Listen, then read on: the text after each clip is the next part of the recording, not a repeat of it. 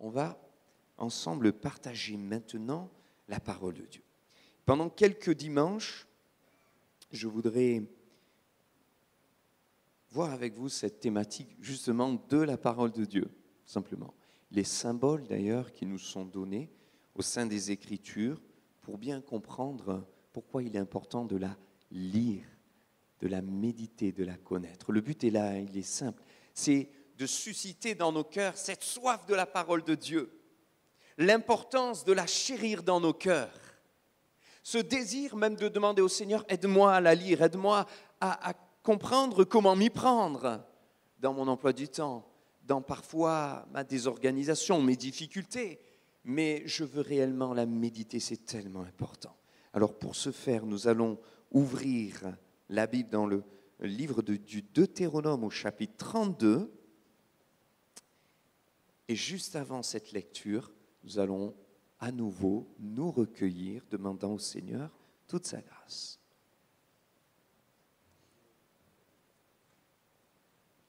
Seigneur, notre Dieu, nous sommes là devant toi. Nous ne sommes pas devant des hommes, devant un homme, mais nous sommes devant toi. Et nous voulons réaliser qu'à chaque fois que nous ouvrons la parole de Dieu, sans aucune superstition, mais avec un saint respect et une réelle piété, nous croyons que tu veux nous parler. Merci Seigneur, parce que c'est par amour que tu parles. Et c'est toujours pour créer en nous le vouloir et le faire. Qu'il y ait un impact dans nos cœurs. Seigneur, je prie afin que ton peuple soit réceptif, tout entier, dans le nom de Jésus. Amen. Amen. Deutéronome 32, verset 1er. Donc ce matin, la parole de Dieu est comme, ça c'est la série. Voilà. La parole de Dieu est comme, et ce matin nous voyons comme l'eau. Et nous aurons longtemps de voir tous les symboles, parce qu'elle est comme la lumière, comme le feu, comme un marteau, etc. Mais on va découvrir ces choses au fur et à mesure. Deutéronome chapitre 32, verset 1er. Cieux, prêtez l'oreille, et je parlerai. Terre, écoute les paroles de ma bouche, que mes instructions se répandent comme la pluie, et que ma parole tombe comme la rosée, comme des ondées sur la verdure, comme des gouttes d'eau sur l'herbe, car je proclamerai le nom de l'Éternel, rendez gloire à notre Dieu. Amen. Il y a déjà là une sainte convocation. Dieu nous interpelle. Cieux, écoutez, même les cieux, la terre prête l'oreille à ma parole, aux paroles de ma bouche. Je crois que c'est quelque chose qui doit nous interpeller. Oui, la Bible est là, nous pouvons la voir dans notre maison, sur notre chevet, dans notre bureau, nous pouvons la voir dans notre voiture, nous pouvons venir même écouter la parole de Dieu qui est annoncée sous forme de prédication. Nous pouvons écouter parfois une prédication, nous pouvons lire une pensée biblique appuyée sur la prédication. Cependant, il n'y aura aucun fruit, il n'y aura aucun résultat si déjà nous ne prêtons pas attention. Il est nécessaire pour nous d'être attentifs. Et lorsque Dieu parle, de réaliser que c'est Dieu qui parle. Lorsque quelqu'un d'important parle, lorsque votre patron vous dit quelque chose, vous prenez garde à ce qu'il dit parce que c'est quelque chose qui normalement doit être important. Ça vient de plus haut. Mais le Seigneur, c'est le patron des patrons. Il est au-dessus de tout. Et il veut que nous soyons attentifs. Donc la parole de Dieu, un thème illimité, mais déjà comprenons avec simplicité qu'il nous faut être attentifs, prêter l'oreille à ce que Dieu dit, avoir des cœurs réceptifs. La parole de Dieu, elle est puissante. Voilà pourquoi le Seigneur veut que nous soyons aussi réceptifs. Si je suis attentif, réceptif, avec un cœur vrai et ouvert, je peux la recevoir et elle va produire en moi le vouloir et le faire. Elle va produire en moi quelque chose de bon et le Seigneur peut me transformer au travers de sa parole. Il peut impacter ma pensée, changer ma mentalité, changer ma manière de voir. Pourquoi ? Parce que cette parole est vivante. Par sa parole, il créa l'univers. Genèse chapitre 1, au commencement, Dieu va créer, mais comment va-t-il créer ? Il va parler, il va dire, il va prononcer, et par sa parole, la lumière va jaillir. Dieu dit que la lumière soit et la lumière fut. C'est la parole puissante de Dieu. Elle est créatrice. La création est venue par la parole de Dieu. La nouvelle création est venue par la parole faite chair de Dieu. Jésus-Christ est venu et il est la parole faite chair. Au commencement était la parole et la parole était Dieu et la parole était avec Dieu. Et cette parole, c'était Jésus-Christ. Il est lui-même la parole vivante. La Bible est la parole écrite et Jésus est la parole faite chair. Il est venu en chair et en os. Il est la parole vivante. Et l'Esprit de Dieu, lorsque nos cœurs sont ouverts et que nous réalisons que c'est Dieu qui parle et que nous entendons cette sainte convocation, cette injonction, cieux, terre, hommes, femmes, peuple de Dieu, écoutez, prenez attention, prêtez attention à ce que Dieu dit. Lorsque nos cœurs sont dans cette disposition-là, cette parole prend vie. Parce que le Saint-Esprit vient et le Saint-Esprit fait de la lettre morte une lettre vivante qui impacte nos cœurs et nos pensées. Puisque la Bible est la parole écrite, puisque Jésus-Christ est la parole faite chair, si vous voulez avoir une bonne relation avec la parole faite chair, ayez une bonne relation avec la parole écrite. Vous voulez une bonne relation avec Jésus-Christ, l'écouter, l'entendre, comprendre sa volonté, discerner ce qu'il veut dans vos vies, alors il y a une bonne relation avec la parole écrite. Méditons-la, connaissons-la, lisons la parole, ne nous laissons pas endormir, assoupir par le train de ce monde, mais réalisons que même si nous sommes dans le tout numérique, même si nous sommes dans l'ultra-communication, il n'y a pas de plus grande, de plus belle, de plus puissante, de plus profonde communication que celle d'un cœur à cœur avec Dieu, qui se laisse imprégner par sa parole vivante. Vous voulez une bonne relation avec sa parole, la comprendre, la méditer, ayez une bonne relation avec celui qui est la parole faite chair, Jésus-Christ. L'un ne va pas sans l'autre. Une vie de prière, de communion avec le Seigneur, une vie de relation où nous nous exprimons envers le Seigneur, nous lui parlons, nous lui disons tout ce qu'il y a sur nos cœurs, nos supplications, nos plaintes, nos souffrances, nos questionnements, mais nous l'écoutons aussi. Dans ce dialogue, il y a une relation, nous chérissons, nous nourrissons, nous cultivons la présence de Dieu, et cela ne va pas sans le fait de l'écouter au travers de sa parole. Le Seigneur parle tantôt d'une manière, tantôt d'une autre, mais il a choisi de nous révéler la vérité par sa parole écrite, inspirée, éternelle et immuable. Quel est mon rapport à la parole de Dieu? Peut-être ce rapport est-il difficile. Peut-être êtes-vous en difficulté avec la lecture de la parole, avec la compréhension de la parole de Dieu, avec la mémorisation de la parole de Dieu, avec la connaissance de la parole de Dieu. Alors, le Seigneur s'adresse à vous avec amour, non pas avec jugement, mais il te dit, mon enfant, prête l'oreille, sois attentif, je veux te parler. Mon enfant, prends courage, réalise que cette parole reste la parole de vie. Lorsque nous réalisons quelle est la parole de Dieu, qu'elle est vivante, qu'elle est puissante, et quelle est l'autorité qui doit dominer ma vie, alors certainement nous remettons les choses à notre place, à leur place, et quelque part nous remettons aussi les priorités là où elles doivent être. De Timothée chapitre 3 et verset 16 nous rappelle la puissance de cette parole, cette parole qui vient de Dieu, toute écriture bien sûr pas dans le monde, mais n'importe où, mais toute écriture venant de la parole de Dieu est inspirée de Dieu. Donc l'auteur, c'est le Saint-Esprit. Il y a eu plusieurs personnes, plusieurs instruments, plusieurs canaux pour transmettre cette parole, mais c'est le Saint-Esprit qui l'a transmise au travers de plusieurs instruments. Et cette écriture est inspirée de Dieu, elle vient de Dieu. Elle est utile pour enseigner, pour convaincre, pour corriger et pour instruire dans la justice. Elle doit donc avoir autorité dans ma vie. Le mot autorité vient du mot auteur, n'est-ce pas? Et si quelqu'un écrit un livre, n'est-il pas celui qui a autorité sur ce qu'il a voulu dire? Dieu est celui qui a inspiré la parole, il a autorité sur ce qu'il a voulu dire.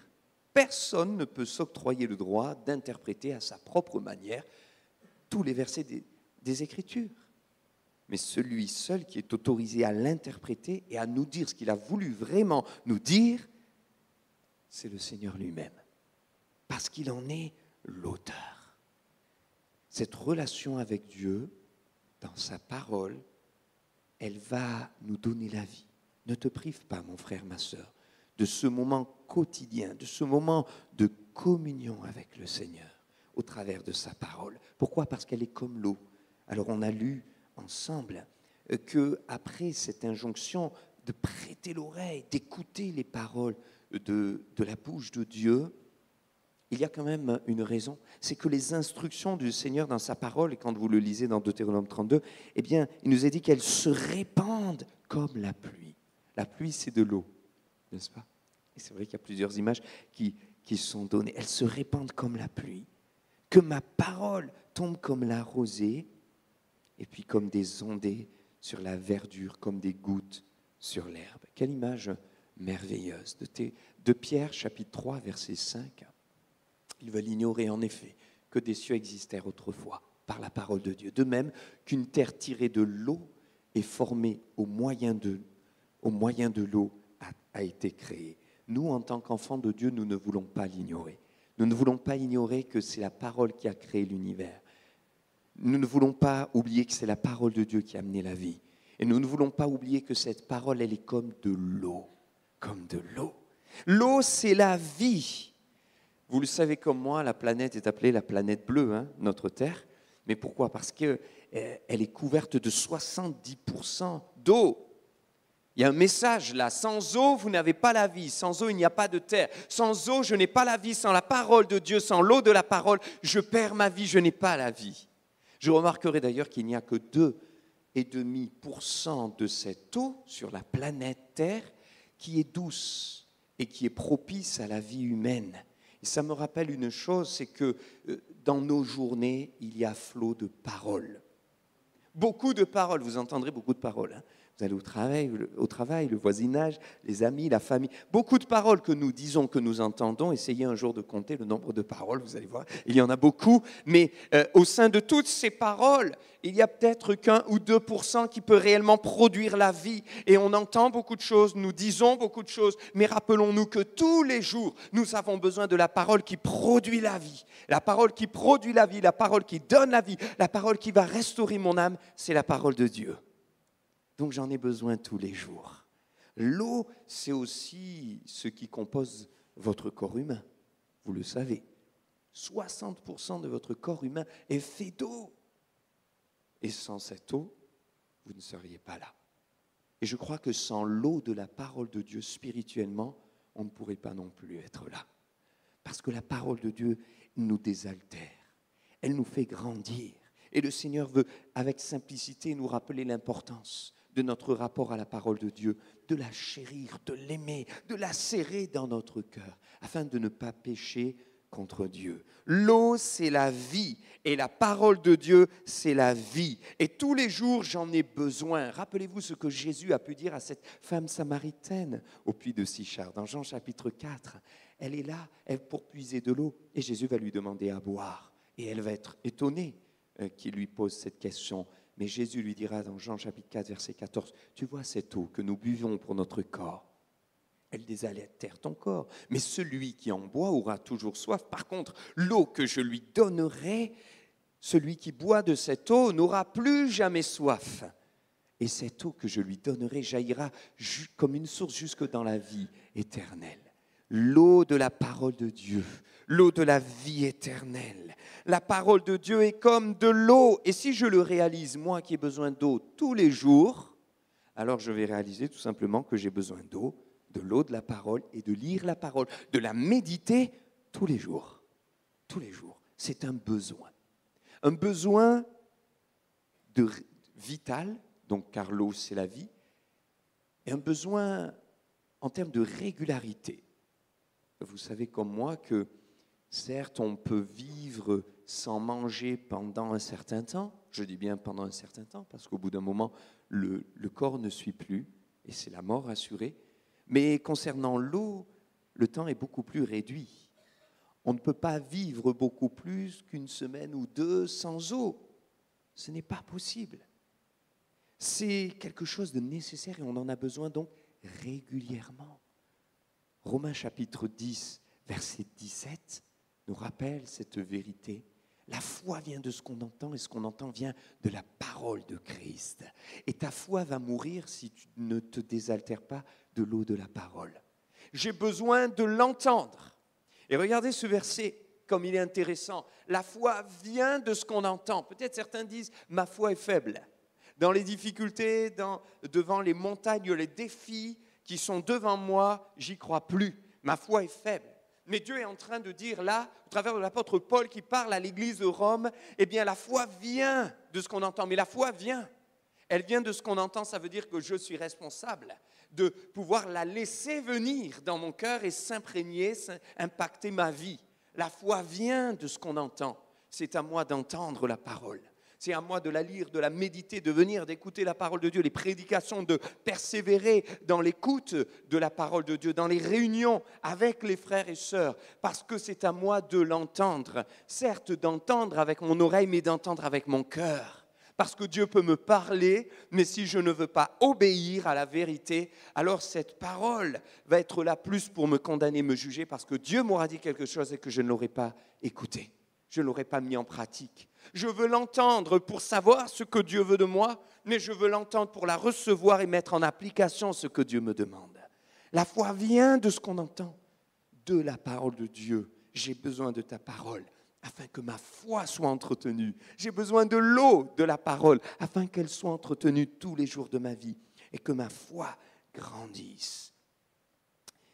Une régularité que l'on retrouve dans la vie des apôtres, des disciples. Ils se réunissaient régulièrement, tous les jours ils étaient ensemble.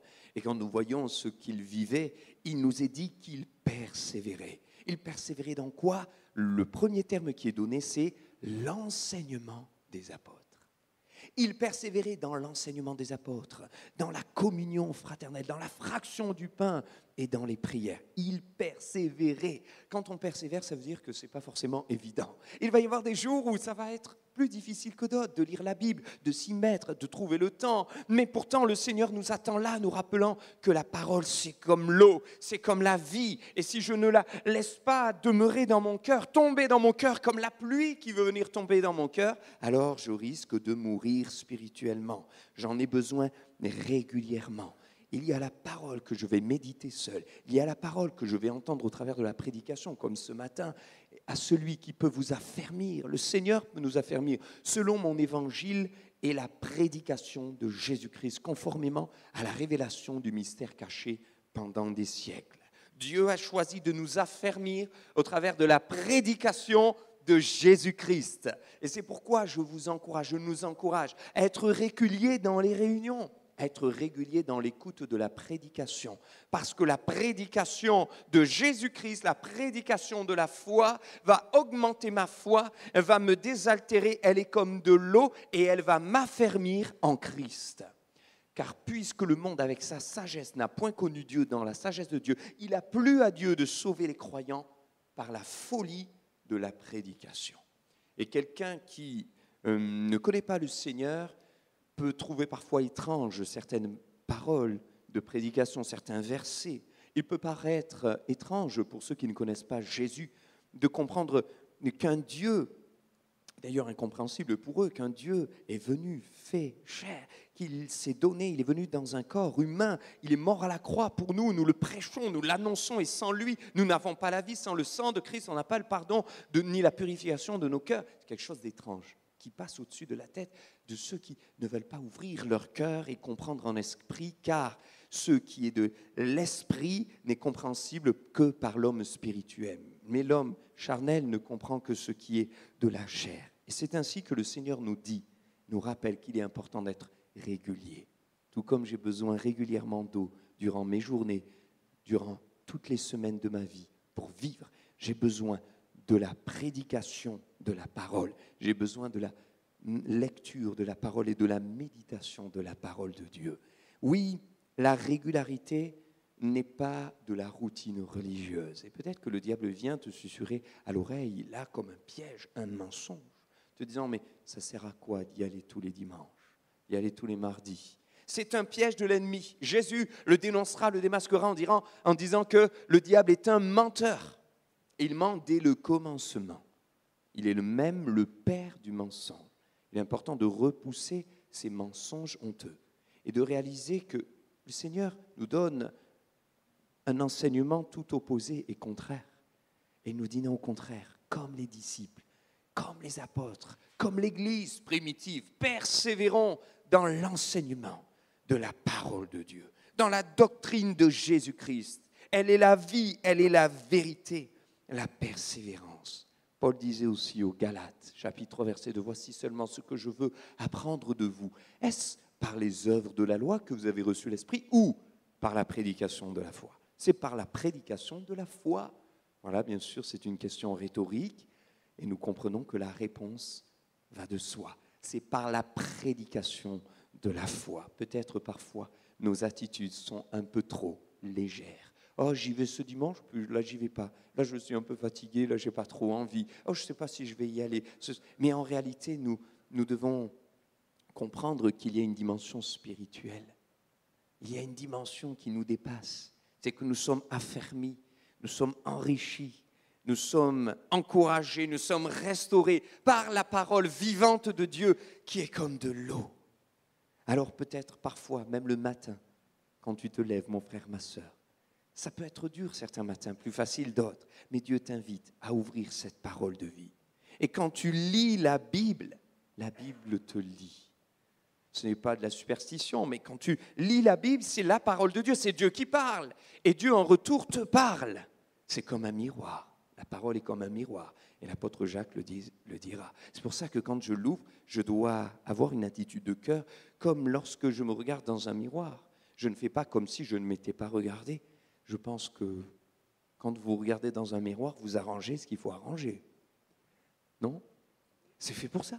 Et quand vous regardez la parole de Dieu, et ça c'est l'image que Jacques donne, hein, ce n'est pas l'image que Nathanaël donne, c'est la Bible qui le dit, la parole de Dieu est comme un miroir. Et quand je regarde la parole de Dieu, elle va avoir aussi un impact sur moi. Dieu aussi regarde mon cœur, mais il me le montre afin qu'il y ait un impact. Voilà pourquoi il est important de le faire. Alors, dans certains moments, ce sera plus facile que dans d'autres. Parfois, le temps sera un peu plus court, mais j'ai envie de vous dire et de vous encourager, mes frères et sœurs, même au jour où c'est un peu plus court, l'important, c'est que ton cœur, mon cœur, soit à l'écoute. Cieux, prêtez l'oreille. Soyons attentifs. Quand j'ouvre la Bible, j'ouvre pas un bouquin qui est sur une étagère. J'ouvre la parole de Dieu. Dieu va me parler. La disposition de cœur, être attentif. La prise de conscience qu'elle est la parole de Dieu souverainement élevée. Le désir de le faire régulièrement parce que j'en ai besoin. C'est vital pour ma foi. La parole de Dieu est comme de l'eau et l'eau est manifestée de différentes manières. On le voit justement dans ce même cantique, qui est le cantique d'ailleurs de Moïse. L'eau comme la pluie. La pluie, il prend cette image. La pluie, j'aimerais vous dire quelque chose que vous savez, elle vient d'en haut. On n'y pense pas toujours, mais c'est tout simple. La pluie vient d'en haut. La parole de Dieu dont j'ai besoin tous les jours de ma vie pour aller de l'avant, elle vient d'en haut. Le Seigneur le dira plusieurs fois, d'ailleurs il le dira à ses disciples, quand il parle du Saint-Esprit, il dira « Ne vous inquiétez pas, le Consolateur, il viendra celui que je vous envoie et restez ici, priez jusqu'à ce que vous soyez revêtus de la puissance d'en haut. » Et lorsque j'ouvre la Bible avec un cœur vrai, sincère, ouvert, attentif, la parole qui vient et qui tombe dans mon cœur, elle vient d'en haut comme la pluie vient d'en haut. Jésus-Christ, la parole faite chair, est venu d'en haut.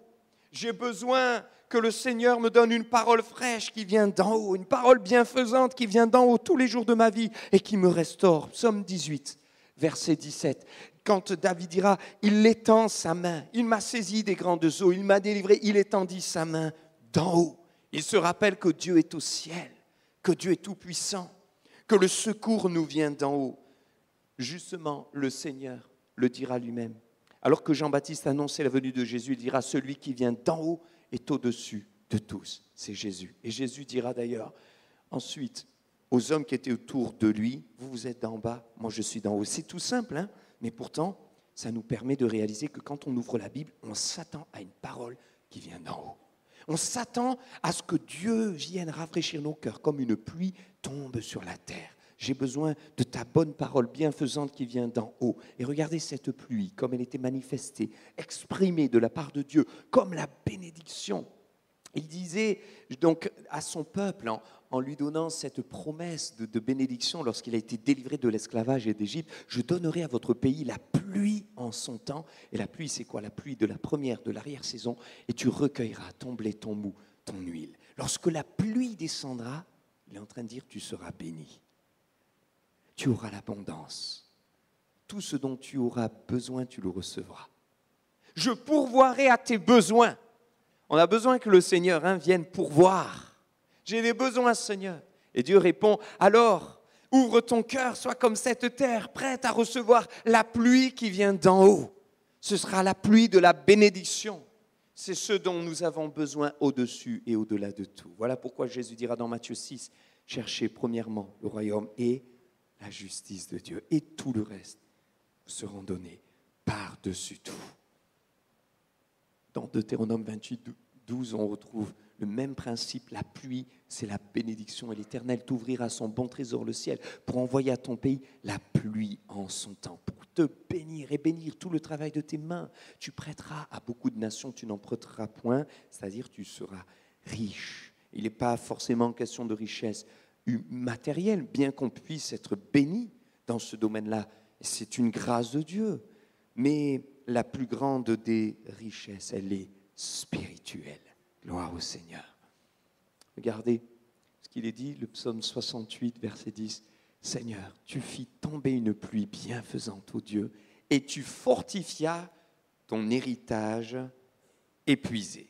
Alors si la pluie tombe dans ton cœur, dans mon cœur, parce que nous sommes attentifs, cœur ouvert, devant la parole de Dieu, eh bien nous serons fortifiés. Et la pluie qui viendra dans nos cœurs sera une pluie bienfaisante. Comment concrètement? Un seul mot parfois. Où Dieu vous conduit à une autre version, vous lisez un verset et tout à coup vous êtes impacté. Dieu vous parle. Un verset que vous n'aviez jamais vu comme tout à coup vous le voyez parce que la lumière de Christ retentit. Ou un passage qui vous fait du bien et qui est des plus simples. Qu'est-ce qui se passe? Le Seigneur est là, le Saint-Esprit agit et la parole vient vous bénir. Elle est comme cette pluie. J'ai besoin de la pluie parce que sans la pluie, je me dessèche. Et oui, quel drame de voir dans le monde certains pays, certaines régions qui vivent la sécheresse. Et qui dit sécheresse dit mort, mort annoncée. La sécheresse, c'est terrible parce que la pluie est indispensable à la fertilité des sols, on le sait, et l'assèchement des sols amène donc des incendies ravageurs, la mort de certaines espèces d'animaux et de plantes.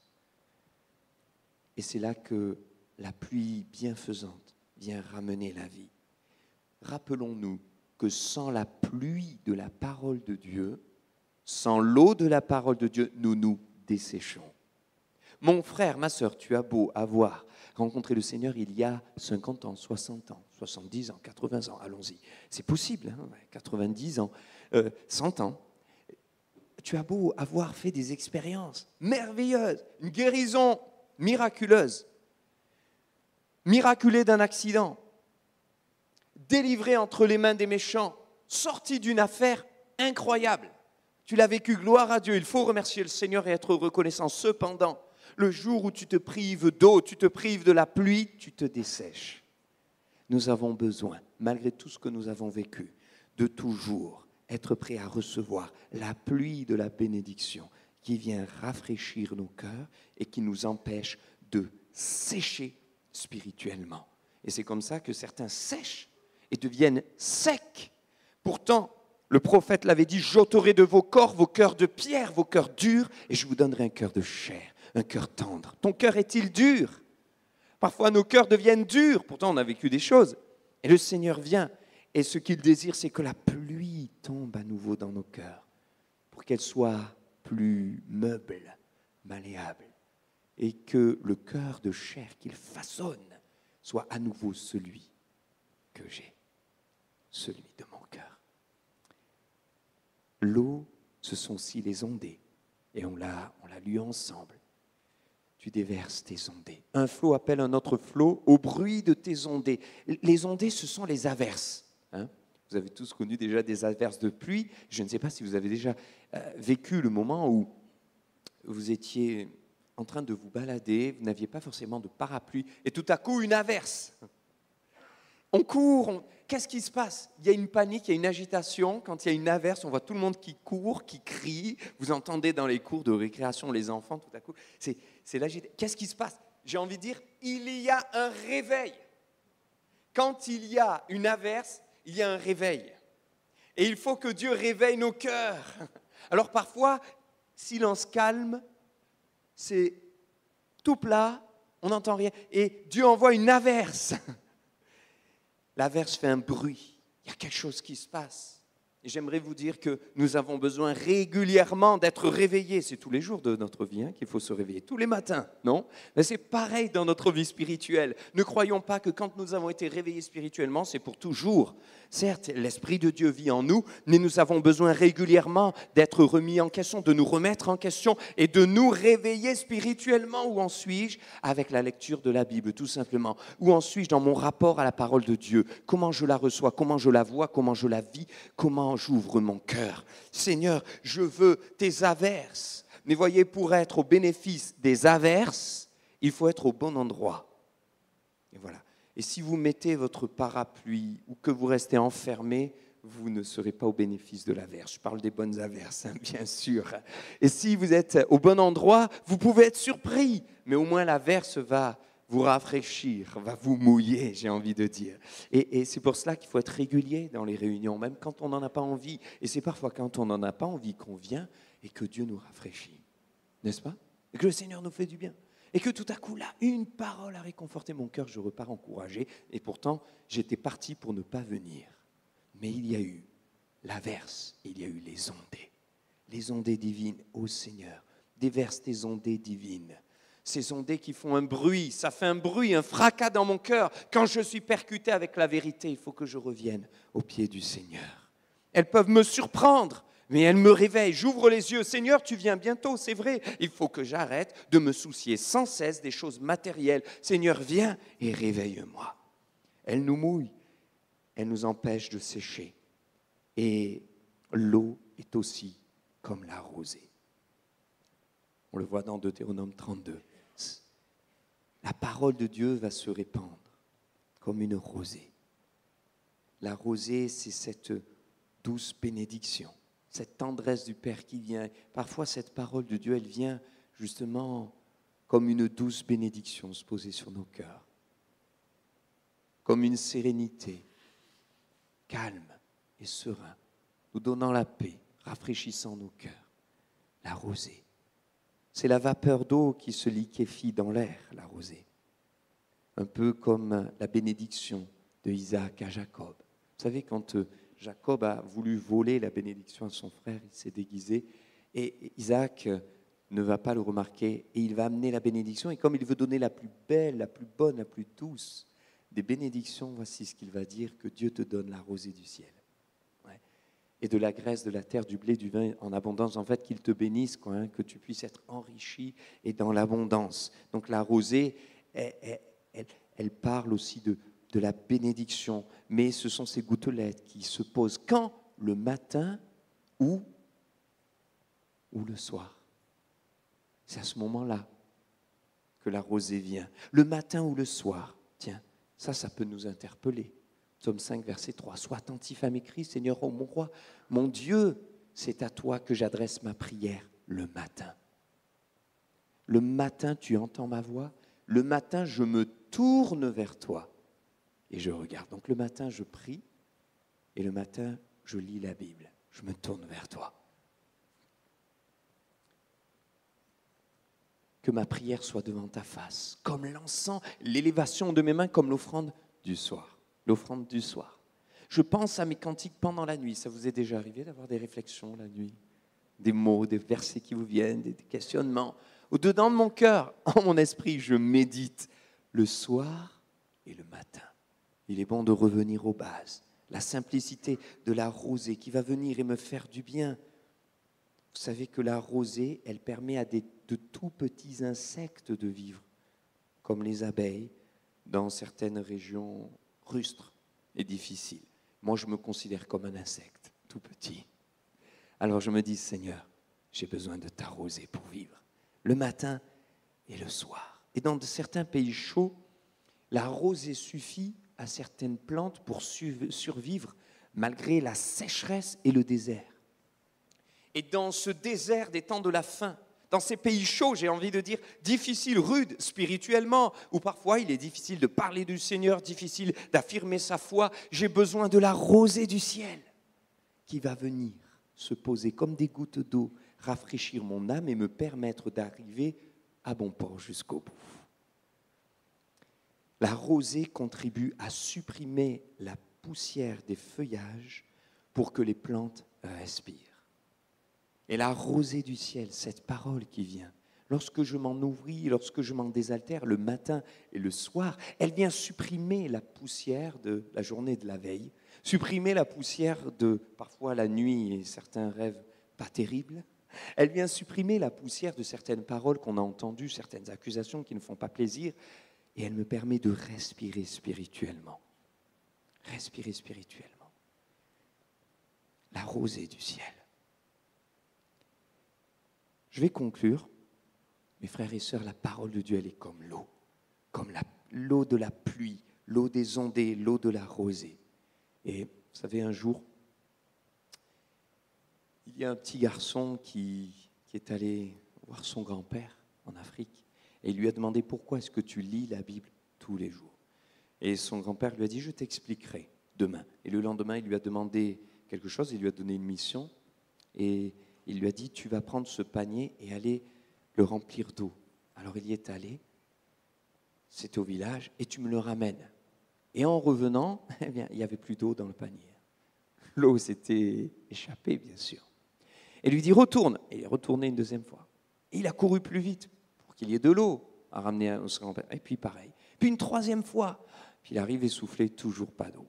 Et lui dit, assieds-toi, mon grand. Ne t'inquiète pas, ne te décourage pas. Premièrement, tu vois, ce panier, c'est vrai qu'il n'a pas retenu l'eau. Et tu me demandais pourquoi je lis la Bible tous les jours, même si parfois on a l'impression de ne pas tout retenir. Mais regarde, ce panier était sale et maintenant il est propre. Ce panier sentait un peu le charbon et maintenant il sent bon. Ce panier était sec et maintenant il est mouillé. Ce panier, c'est un panier qui n'a pas retenu l'eau, mais peut-être que maintenant tu vas pouvoir réfléchir à savoir comment retenir l'eau.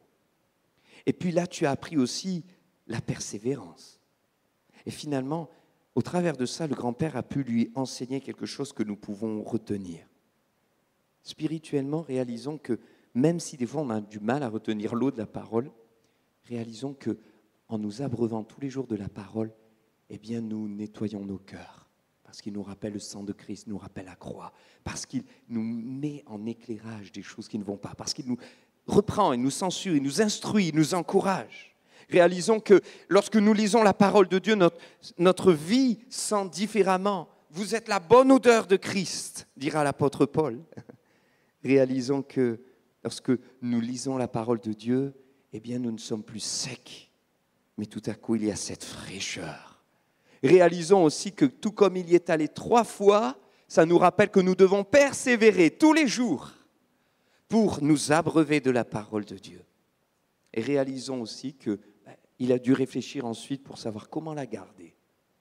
Et tu peux faire cette prière, Seigneur, aide-moi à retenir. Montre-moi comment je peux faire pour mieux la lire, mieux la travailler, mieux la méditer, mieux la serrer dans mon cœur. Et puis ensuite, le grand-père a fait une dernière chose. Il a dit, viens avec moi. Il a fait le chemin inverse et il lui a montré qu'il y avait plein de fleurs sur le chemin. Parce que si l'eau s'était répandue, elle avait permis aux fleurs de pousser. Et lorsque tu abreuves la parole, ton cœur de la parole, peut-être sans même le savoir, tu vas pouvoir encourager les autres et être un instrument entre les mains de Dieu pour procurer la vie, parce que la parole de Dieu, c'est la vie. Amen. On va prier ensemble et demander à Dieu de nous aider vraiment à la chérir et à la cultiver dans nos cœurs. Nous te bénissons, Seigneur, et te remercions pour ta parole, car elle est vivante, elle est éternelle. C'est merveilleux d'être au bénéfice de cette parole. Seigneur, nous sommes émus, touchés, bouleversés en réalisant cette grâce que tu nous fais. Et nous ne voulons pas être indifférents, insensibles, mais nous voulons être de ceux qui s'exercent à la piété et qui se tiennent devant ta parole en réalisant que c'est toi qui nous parles. Nous voulons être attentifs. Aide-nous les uns les autres. Bénis mes frères et sœurs. Encourage-les, Seigneur, s'il te plaît, à pouvoir se placer devant ta parole, à pouvoir être désaltérés par ton eau divine, à pouvoir être bénis par ta pluie divine, à pouvoir être rafraîchis par tes ondées divines, à pouvoir être encouragés, restaurés par ta rosée divine. Dans le nom de Jésus-Christ, Amen. Amen. Que Dieu soit béni. Alléluia. Que le Seigneur vous bénisse, mes frères et sœurs. Bon retour à chacune et à chacun.